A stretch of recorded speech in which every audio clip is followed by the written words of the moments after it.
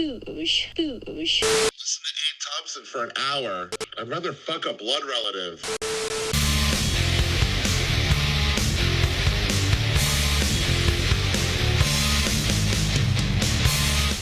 Yo, yo, yo! What is up, yo? How are we doing?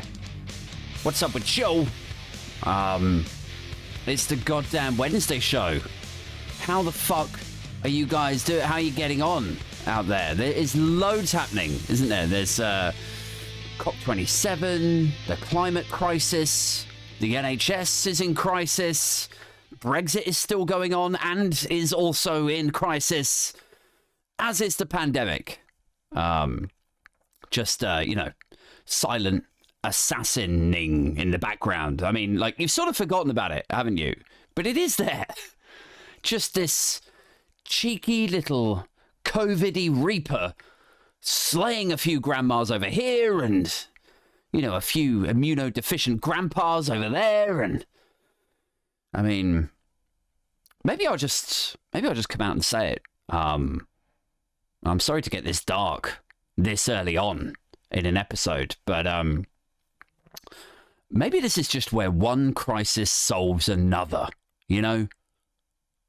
Like a few grandmas and grandpas snuffed out, either through the last few ripples of COVID or through their heating getting switched off through the cost of living crisis.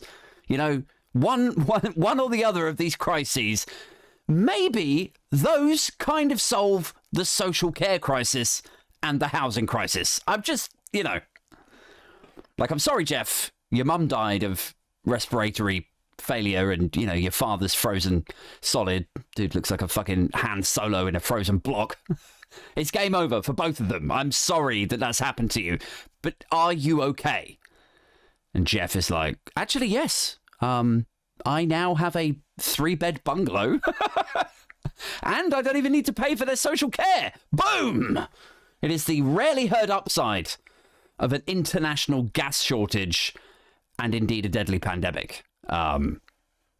Welcome to this most cheery and uplifting of Wednesday solo shows. If you're new to the podcast, I do a Wednesday one and then a Friday night one where I usually have a guest on. Today we're starting with the uplifting discussion of why it's not necessarily a bad thing if your parents get wiped out by the pandemic and or frozen solid this winter. Looking like Jack at the end of The Shining. Like these things are sad. I get it. Mourning the death of your parents, I understand that could be saddening. But you've got to make these things work for you. You've got to, like, if it helps solve the housing crisis, if it helps solve a huge, colossal social care bill, I'm just saying, glass is half full. Anyway, let's try and at least feign uplifting positivity on this podcast that we put out for a bunch of people that we call binfluencers or members of the binfluencer cult. What's going on out there at the moment? Well, over in the States, there's lots going on. Trump, the Republicans, the midterms, and of course, we can't do this week's show without talking about Elon Musk and the total fucking abortion that he's made of Twitter. Why is it always the people who really need a quick bout of imposter syndrome who never have it? They're never troubled by imposter syndrome. It's just, yeah, I should own Twitter and I should just do whatever the fuck I like with it. Like, hang on a second. Just pump the brakes a little bit. Like, it's funny, we spend so much time telling our kids to be confident, Pursue your dreams. Don't let anybody hold you back, son.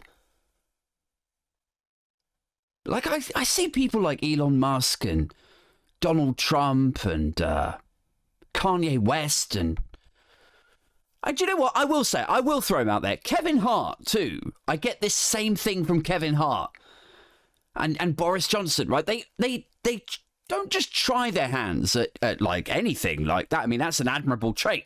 They don't just try their hands. Instead, they just throw themselves into everything. They have to run and control everything. Like, they just bulldoze their way into the shit, you know, with no understanding of the nuances and complexities. And it just makes me think, like, maybe there's a place for telling your kid, not you.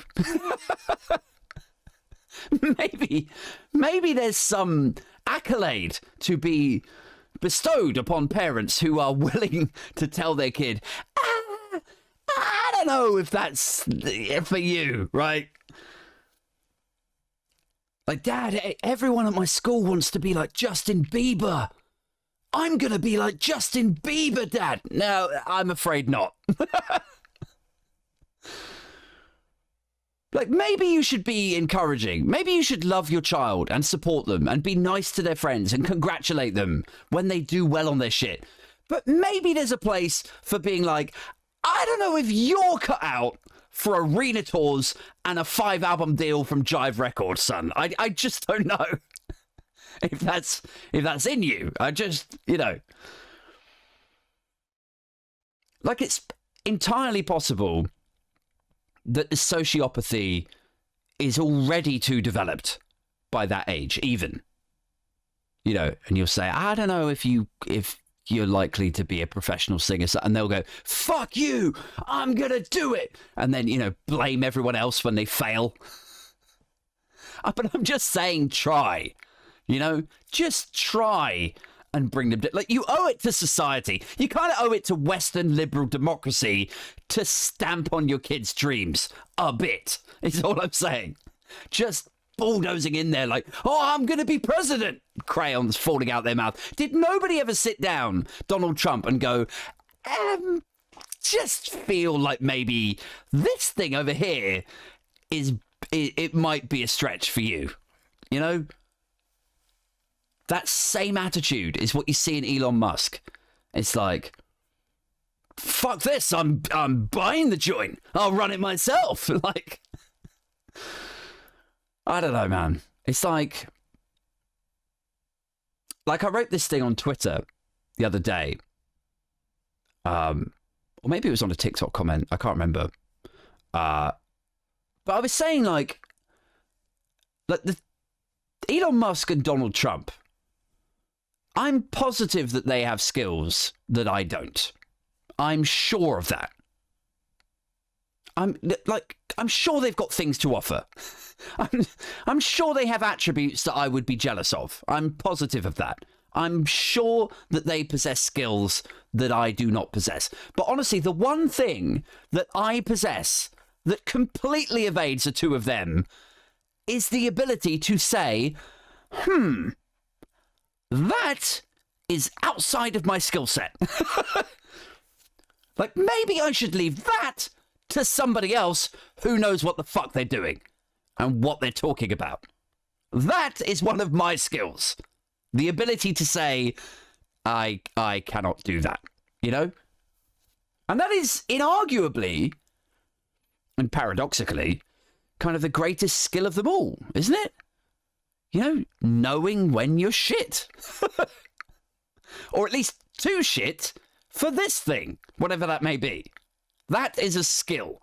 I mean, you know, it's ego, really, I suppose. It's just, you know, like everyone makes a big thing about, you know, Musk buying Twitter for his own ego and Trump has to be president again for his own ego. And like, I'm not that much better when I think about it, because it's like the reason that I don't propel myself into situations that I strongly suspect I would be shit at, it's not because I'm a super humble, amazing person. It's just ego. It's just my ego going, look, I don't know if I want to deal with everyone seeing how much of a crushing failure I will definitely turn out to be with this thing that I'm already certain I would not be. You know, that's all it is. It's just my ego stepping in the way, going, no, wait, hold on.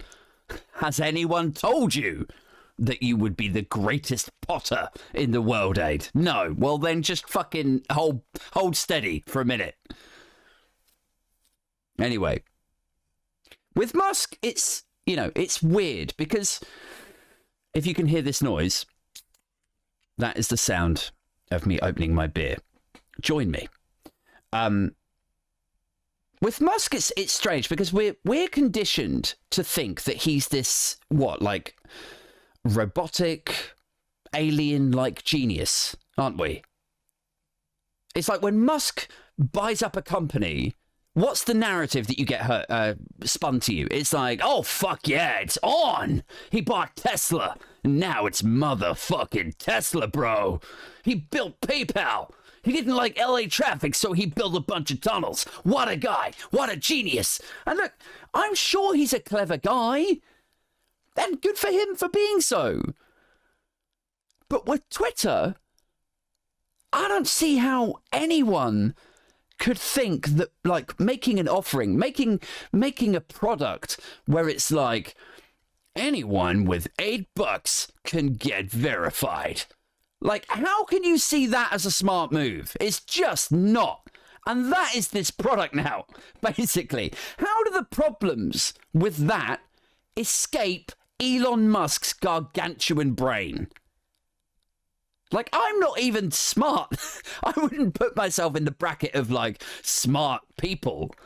Oh, yeah, that Thompson, he's highly intelligent. No, not even close. So how is it possible that I, a fucking idiot who broadcasts from his shed, how is it possible that I can see the fucking marching band announcing the issues with this problem, with this new product? And this guy, who is heralded as a genius, it has eluded him. How is that possible?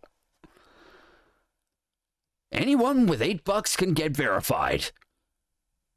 How do the problems with that escape Musk? How does it evade him? That verifying, you know, anyone who has $8 and have their replies and their tweets prioritized and promoted, that might bring some problems with it. You know, like, how is that going to improve the discourse? Exactly.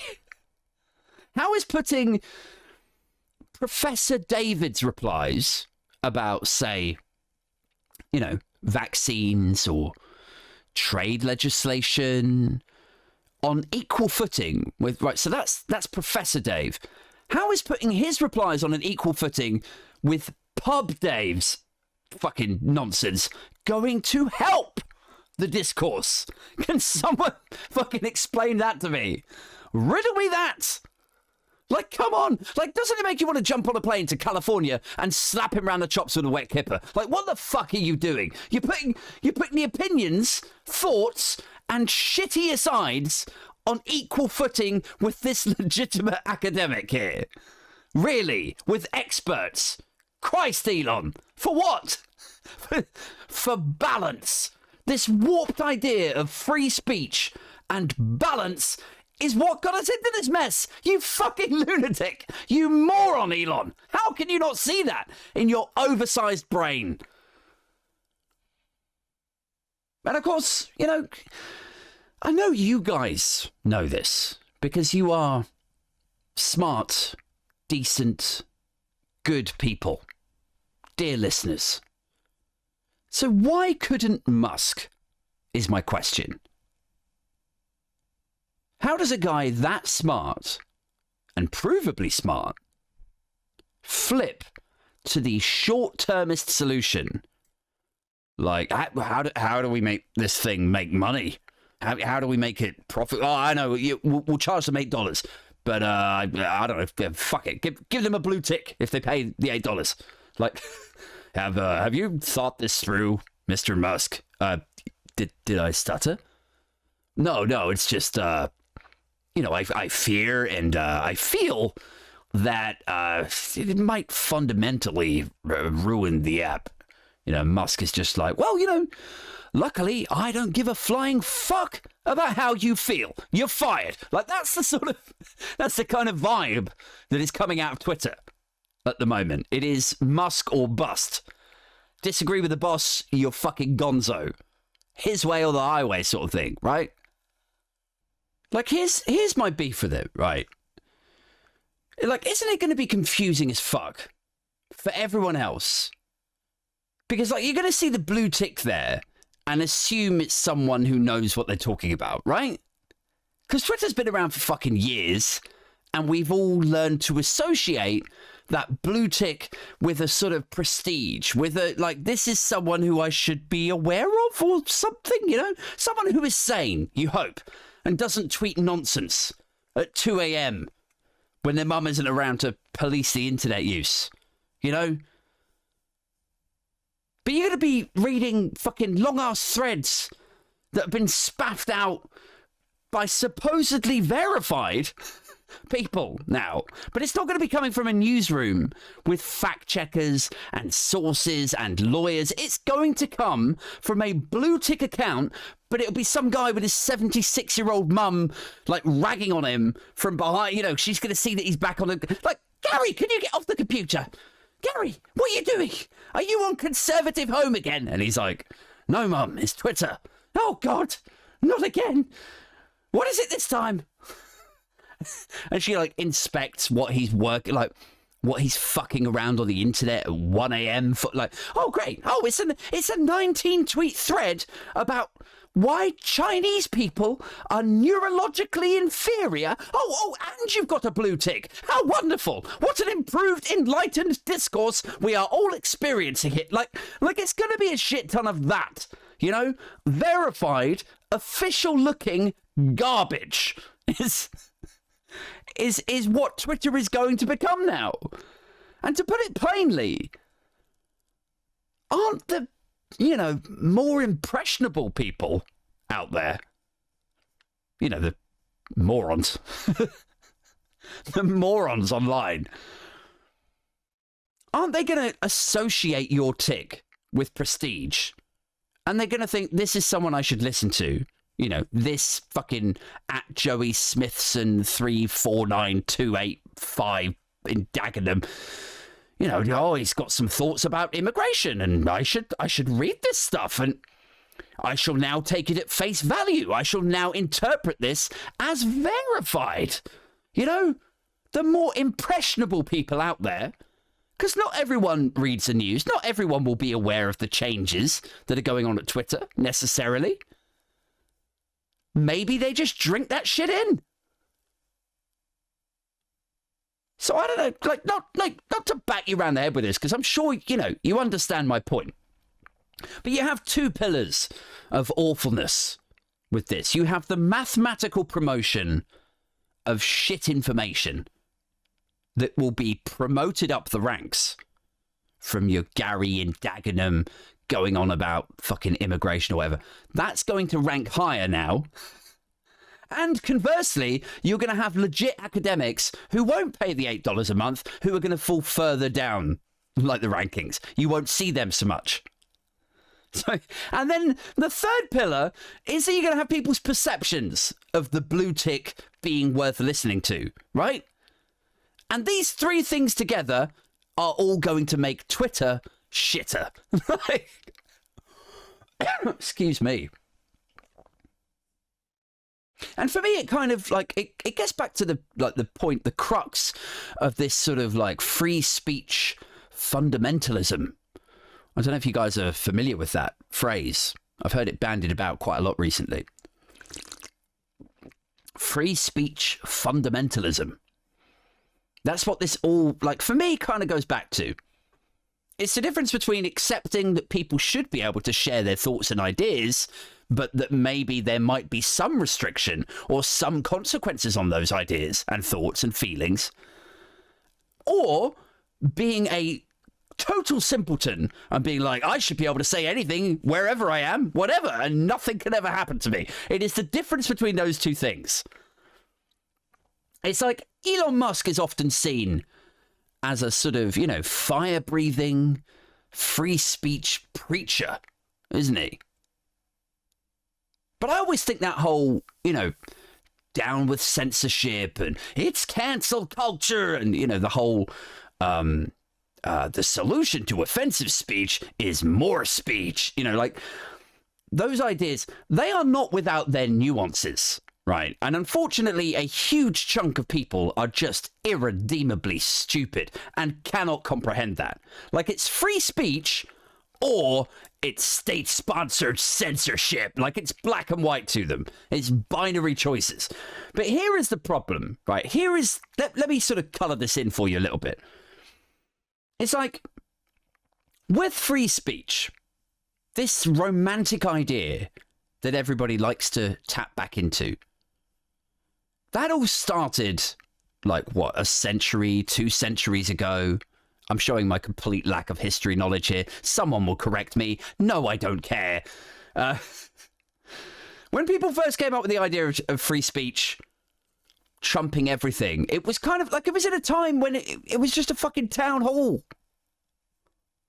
You'd have some idiot stand up and interrupt the meeting, put his hand up, and he would say something moronic, like, I think there should be no black people allowed in this village. And that is a bold statement, right? But remember, this is in 1700s, 1800s. So here he is. He's in a town hall meeting. He holds his hand up.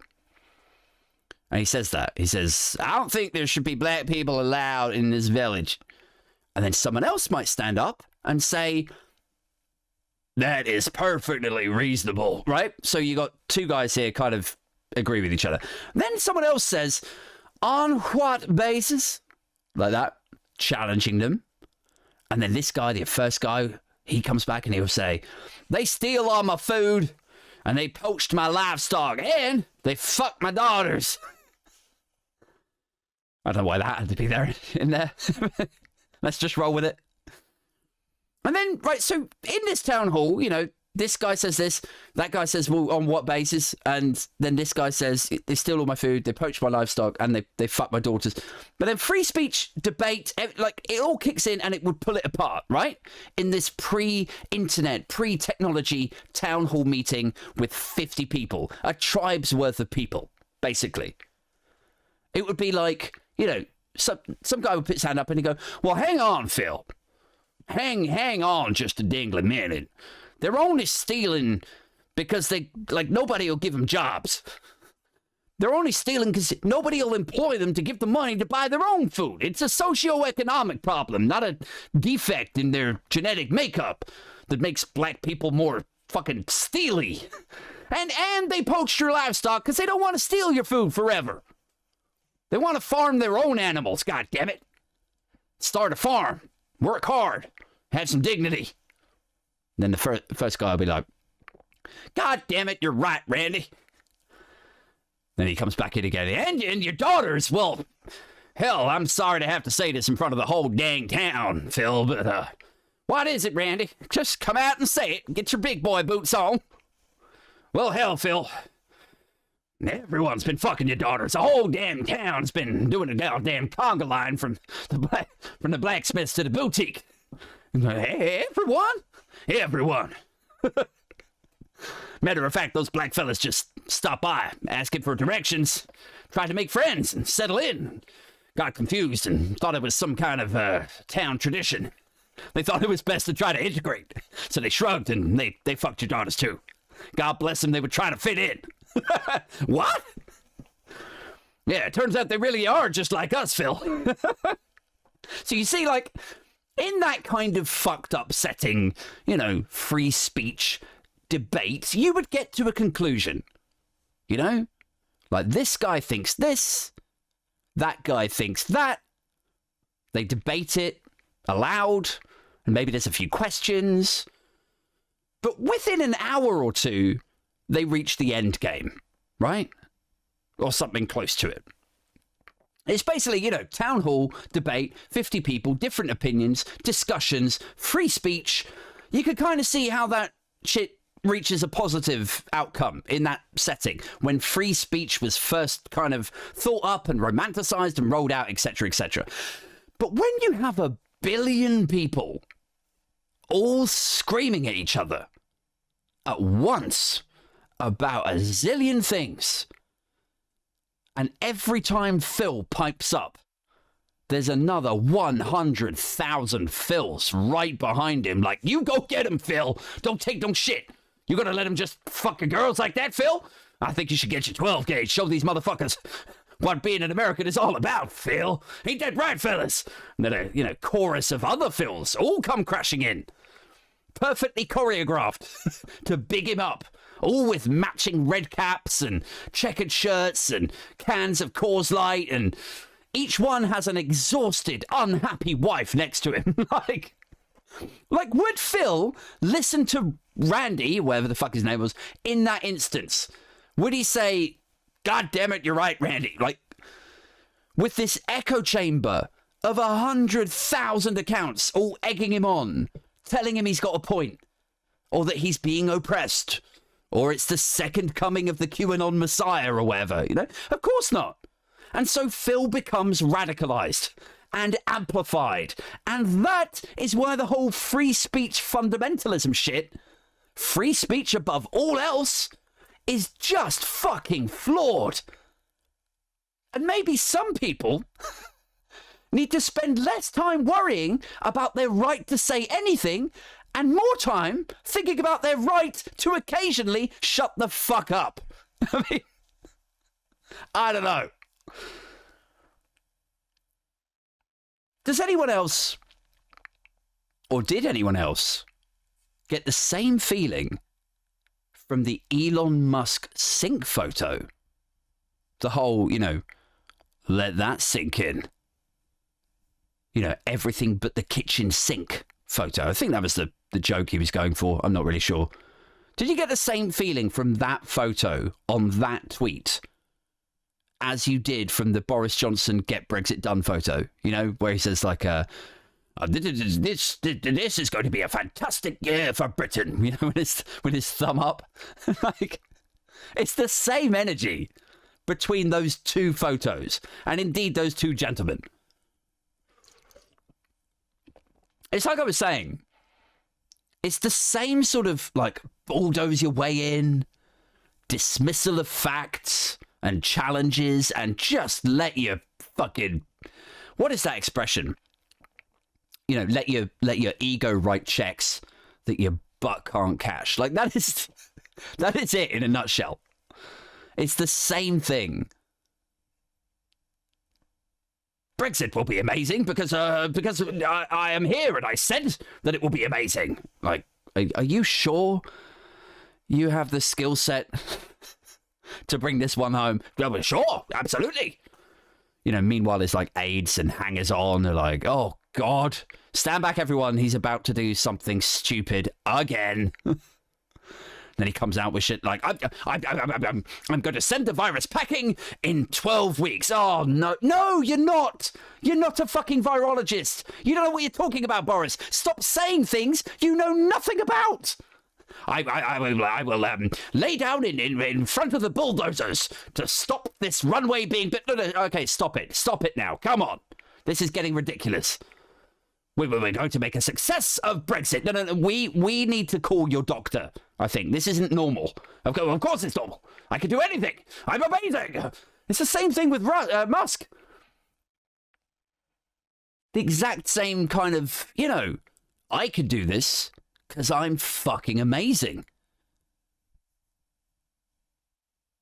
Anyway, now there's a lot of talk about, people leaving for something called Mastodon. I don't personally think that's going to happen.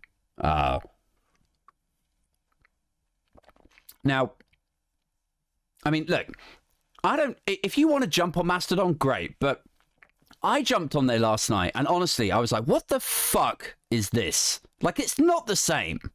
But I mean, it's not even close. I spent 5 minutes on it trying to work out what the fuck you do, and I came away telling people to just, follow me onto LinkedIn. It's just easier. I will say this, though, right? If there is an exodus to Mastodon, if everyone does leave, it is absolutely on brand for me that the second I build up a following on Twitter, modest though it may be, The second it happens, the whole shit collapses and everyone fucks off and leaves it. Like, that is perfect. That is so on brand for me. It's like finally becoming the best skater in the skate park. But it's only because you're still in the skate park. You never left. You're 35 years old. Who are you competing with? Like a few other losers who hung on. Everyone else has fucked off. It's like, yeah, I've got fucking 10,000 followers on Twitter these days. That is going to end up being like, guys, I'm super popular on Friends Reunited. Well, okay, fucking weirdo. Great.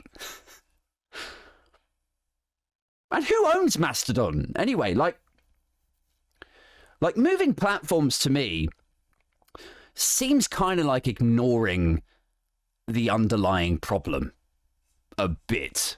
Does it not? Like, the underlying problem with Twitter is, you know, the quality of the conversation and the echo chambering. Like the fact that you are served content that inspires you to be angry and, you know, we need to find a way to communicate with one another that isn't incentivized by hate and micro-targeting. Like, why am I being fed Facebook and Twitter contacts and conversations by people like Darren Grimes and fucking Scott Benton? You know, why is that in my in-tray? I don't know that, look, there'll be people who'll say, well, you know, because you've interacted with them. But, like, you know, come on.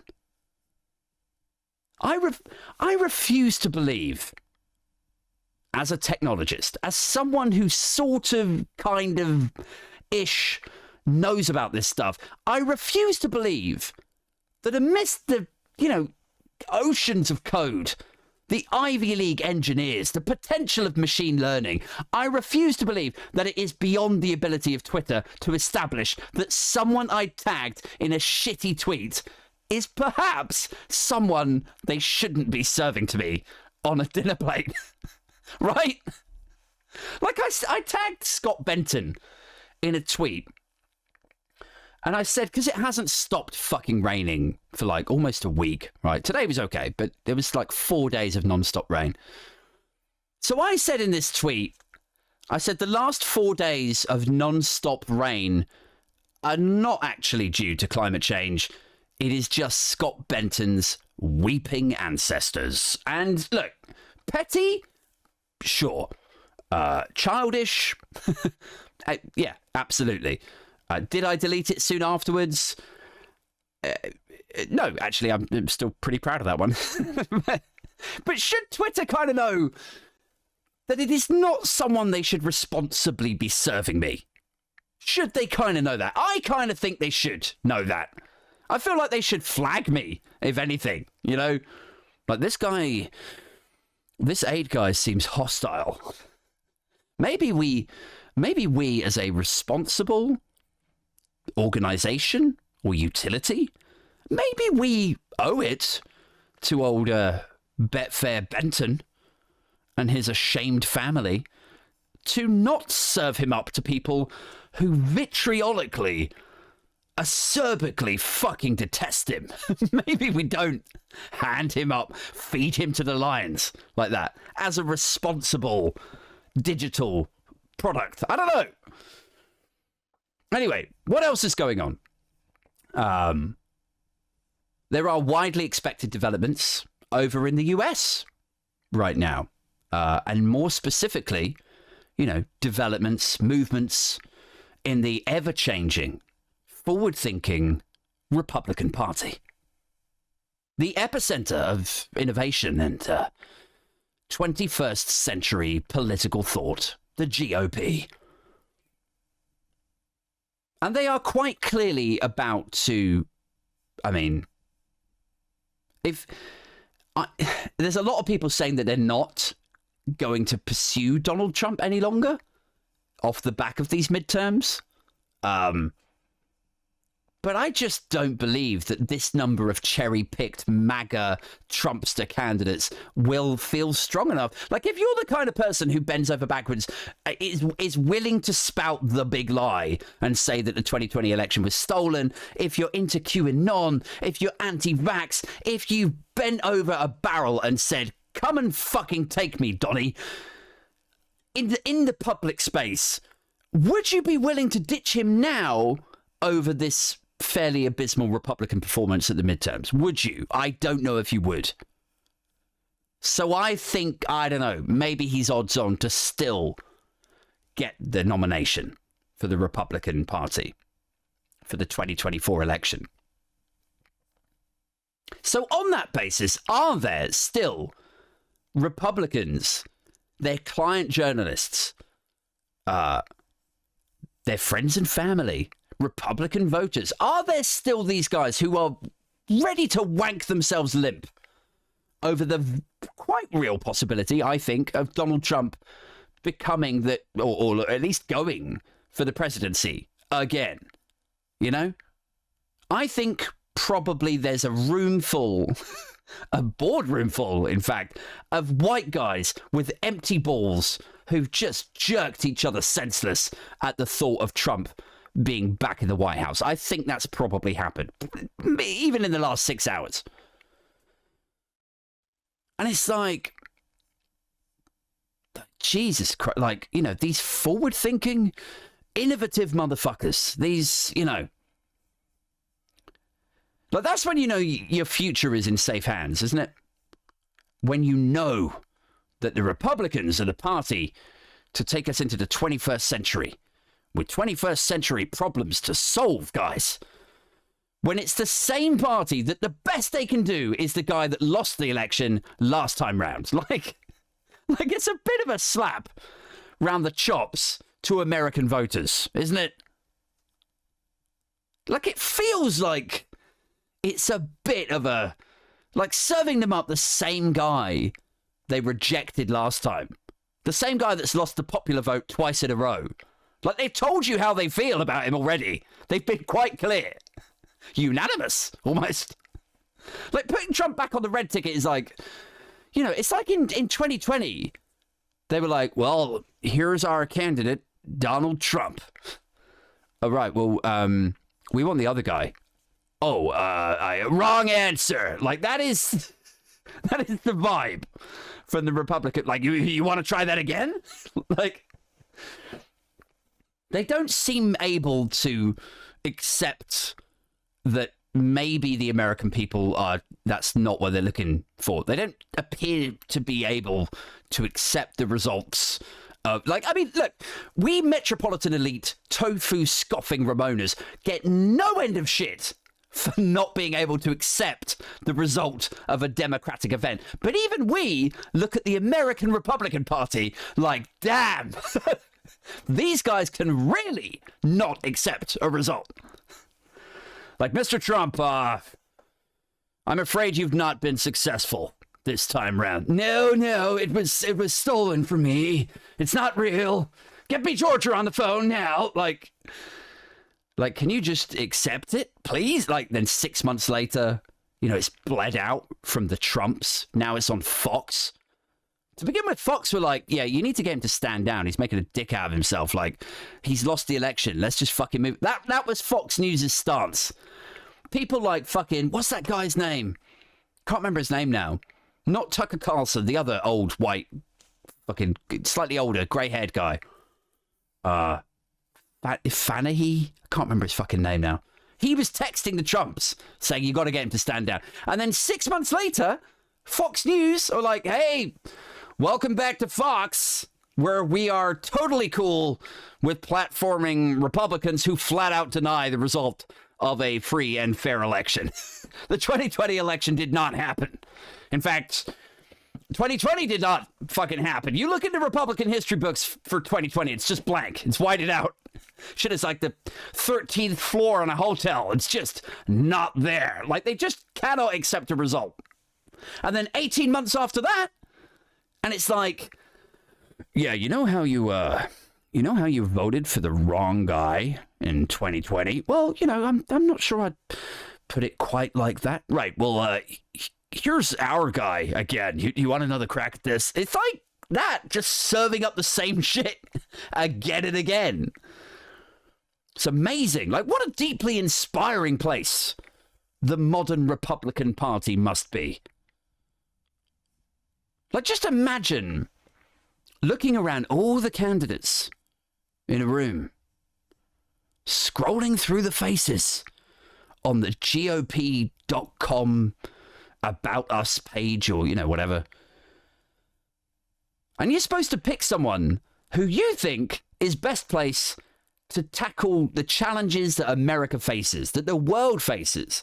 Just imagine looking at all those faces all the way down the GOP calendar, or, you know, whatever. You got to try to pick the best suitable candidate for the GOP to win an election, to solve the problems. And the best you could do, you get to the end of the thing and you're like, yeah, there's nobody better than Donald Trump. Like, oh, God. I don't know, man.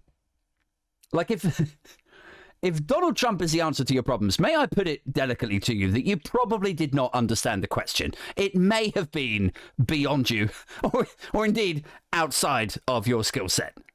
Fucking, you know, climate change, automation taking people's jobs, the growing threat from China, COVID, the draconian American judicial system, the lack of healthcare, all of these complex problems. And your answer is, yeah, get the 2016 guy back again. Yeah.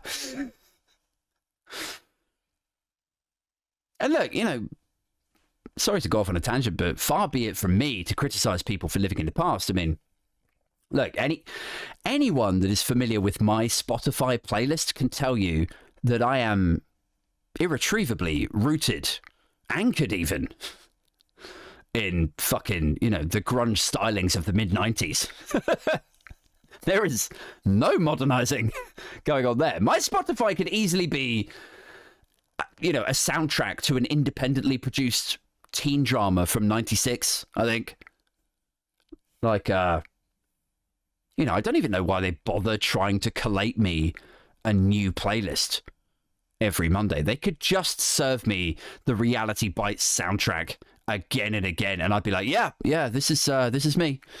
I like this. But at least, you know, like, Spotify is one thing. At least when it comes to politics, I try to think about the future, about the planet and the country's employment prospects and where we need to invest in. Like, I feel like whether it's the Tories, though, or, you know, or Republicans, like, if it's Tories going fox hunting or glorifying the Blitz, or Republicans harking back to a golden era of Rust Belt industrialization and, you know, Motown car manufacture, or like in both cases, I'm like, that period is not going to come again. That is done. The credits are rolling. It's over. But, like, I mean, I think what a big part of it is like psychologically, for conservative voters here and in the States, it's like, you know, they tend to be a bit older, right? And I think the average age of a conservative voter in the UK was understood to be, it's about 72, I think. I read it earlier in the week, about 72 in the UK if you vote Conservative. Now, by the age of 72, I don't think it's unreasonable to think that maybe you wonder if the world's moved on. You know, I know that sounds harsh. I don't mean it in a mean way. I just mean when I'm 70, I expect I will wonder exactly where I fit in, you know, if the world has moved on from me. Like, you know, when I'm 70, it'll be all, you know, the VR shit and the metaverse, and no one will interact with one another anymore because they're willingly plugged into the Matrix, you know, or they'll just, if they do exist in the real world, they'll buy like artificial intelligence robots that'll interact with them in the perfect way that they want to be interacted with. That'll all be like algorithmed and echo chamber too. Like, that is what's going to be the next fucking event horizon horror of humankind that we get swallowed up into. And I'm sorry to go off on a tangent here, but like, you need to know this stuff, guys. As a technologist, this is what's going to happen. When AI robots actually go on the market and you can just teach them, or they teach themselves how to react to you and interact with you in a way that you like, and they'll tell you stories that they've selected from a library of 10 million people that have all voted and upvoted these particular stories that match your personality type perfectly. Algorithm to fuck, you know? Like, basically, people will end up opting to spend time with sycophant robots rather than stand a chance of being disappointed with a substandard evening and shit company with an actual human. That is going to happen. You're going to get pied off by your best mate because his robot is funner. That is going to happen because your primitive ape brain, like, it tries to come up with witty one-liners. It tries to tell him about something funny that happened at work that day, but it's just too shit and too apey and primitive. It is no match for this machine learning perfect robot brain that can amuse your best mate with a 98% success rate. You're going to send your mate an IM. Like, hey Dave, yeah, it's my birthday tomorrow. Do you want to catch up? And your mate is going to message back like, nah, I'm just going to watch TV with my robot. Like, you're going to get pied off because your mate prefers hanging out with... Anyway, look, we're way off on a tangent, as per usual. Look, when I'm 70 odd, I think that's where I was, right? When I'm 70-ish, and that is the world, I don't think it's outrageous to think I will probably feel like a spectator in society rather than a participant, right? You're going to feel like you've been left behind. Like, where do I fit in with all this change, with this impersonal technology? It's just, and if someone then told me that it's time to get back to the good old days, you know, when humans talk to one another and you'd go to a bar and there would be real bar staff there and you could go watch a game and football players on the field were real people and not cyborgs. Like I think psychologically, I think that's the thing. I think it's this fear of being eclipsed, you know, by a new dawn or something, feeling left behind. Like your time is done, old timer. The world's moved on. It's like you're old news. You're scrap heap. Like, so then when some top-hatted Tory gets up and starts talking about, you know, traditional values or the Blitz, that kind of feels right then, right? It'd be feeling like reassuring, I think. And equally, like when a Republican gets up and says, we're going to make America great again, just like it was when you had that job in the factory. You remember? I'm going to make that happen. And it's not that you're old and irrelevant and veiny and that you're impressionable, Hank. It's that these kids out here, they don't know how good America used to be. And we can bring it back to that. We can show these whippersnappers with their MacBooks and their lattes and avocados. We can bring it back, guys. Vote for me. Like, I think that's a big part of it. This fear of being left behind, of feeling like a spectator, not an actual someone who's affecting change anymore, a participant. You've been relegated to the benches, is, I assume, how it feels. Now, the only problem with marketing your party to people like that, and those people putting all of their trust and faith in you, bringing it back to the good old days, is, unfortunately, time doesn't go back, right? time just goes forward, linear. And like, you know, all these Americans who are happily going to go and vote for Trump again, assuming he does get the nomination, or all the ones that voted for him in the midterms, who want to get America back to this bygone era. They're fighting a losing battle with physics, man. It's like, I mean, it's like, what were they saying in 2016 in the run up to that one? They were like, we're going to reopen the coal mines. Like, no, you're not. Stop saying you are. You're not. Yeah, no, I am. Because that's when things were great, when people had coal jobs and things were different. Right, but none of these fucking coal mining companies would want manual labor anymore. It's all automated. It is all just machines now. Right, we'll tax them more if they don't use people. We'll just tax them. Right, okay, well, but then if they use people, they'll make that product more expensive. And who the fuck uses coal now anyway? It's all natural gas. And even if you switched it back, the corporations who buy this shit would just buy it from outside America where it's cheaper. But you fucking idiot! Like, it's time has ravaged those industries. They are not viable any longer. And coal isn't the only thing, you know, it's the same with cars, it's the same with steel, it's the same with oil in Texas and around that part. I'm not saying there aren't jobs in them. I just mean, you know, there aren't the same jobs and there aren't the same number of jobs, you know, blue collar, rust belt jobs in the same way as there used to be. Because the companies that wanted to do that shit moved with the times. So that's the great fucking crushing irony of this shit, isn't it? Like, how can big business who invest generously in technology and automation and optimization and inventing new shit, how can big business be so cozy with Republicans who are so fucking backward? We're going to reopen the coal mines. No. We want to instill 1 million jobs for blue collar workers. Right. Well, here's the thing, Donald. We don't really need 1 million of those guys anymore. We have machines.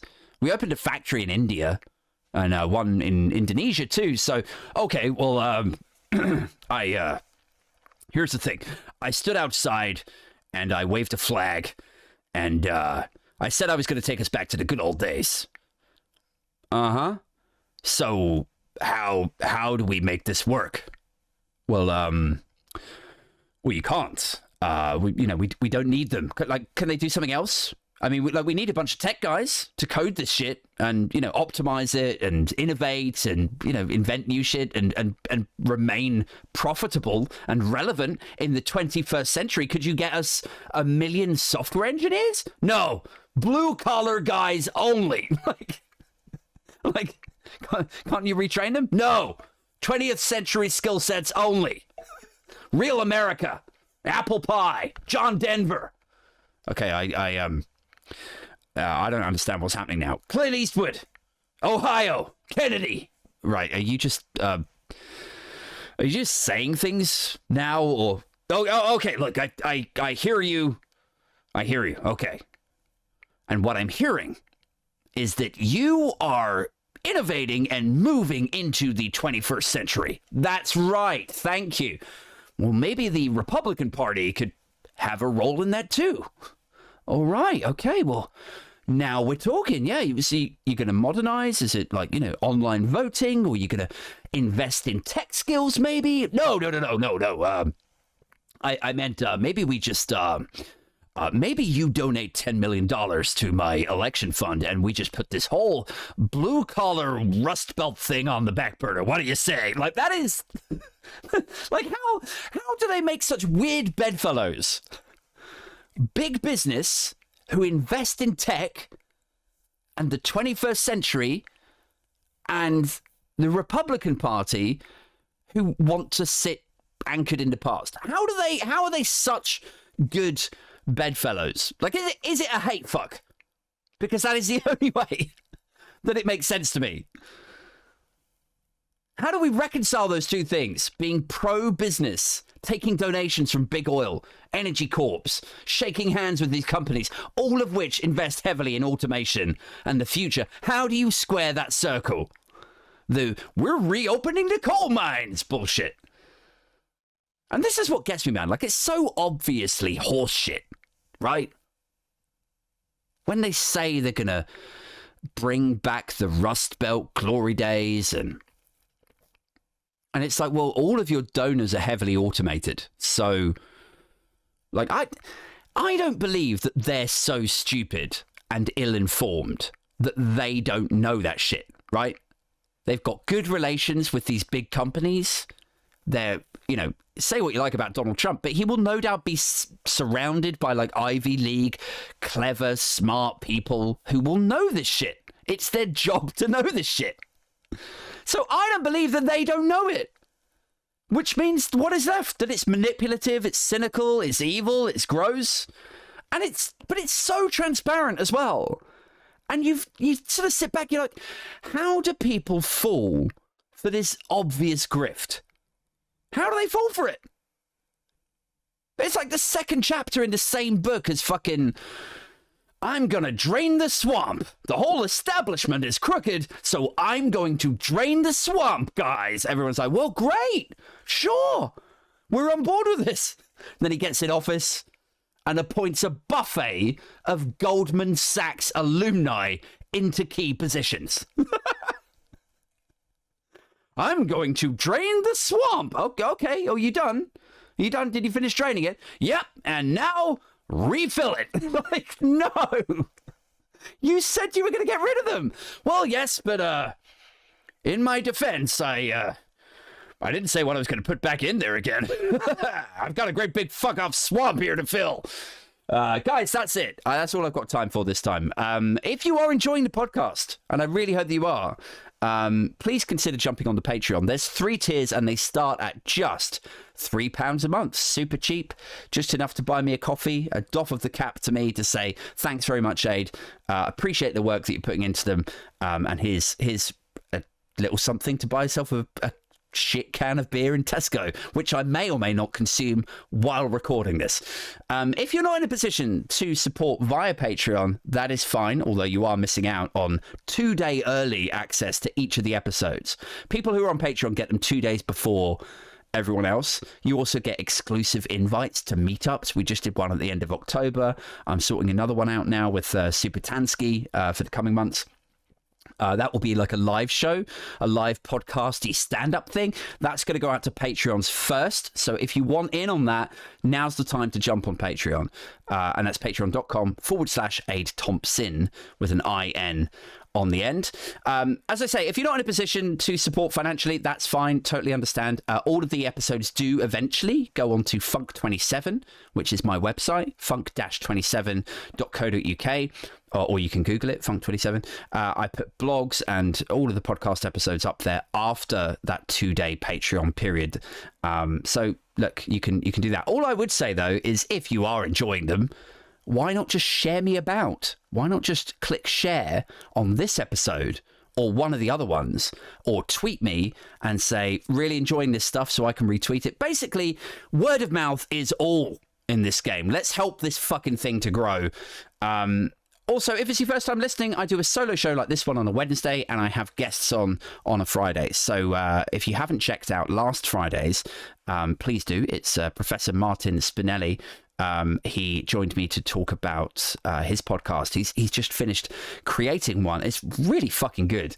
It's a podcast designed for kids. Kids listen to it. It's like a story, but it's set in the future where people have forgot what it means to be human And so it's this sort of really clever sci-fi way of educating kids about what it means to be kind and actually why it works for you and why you benefit from, like, anyway, I'm overselling it, but go and check out that episode. Martin Spinelli, and his podcast is called The Res, if you want to go and download that also. I'll be back on Friday night with a guest. Until next time, take care of yourselves, and yeah, ciao for now. We outie.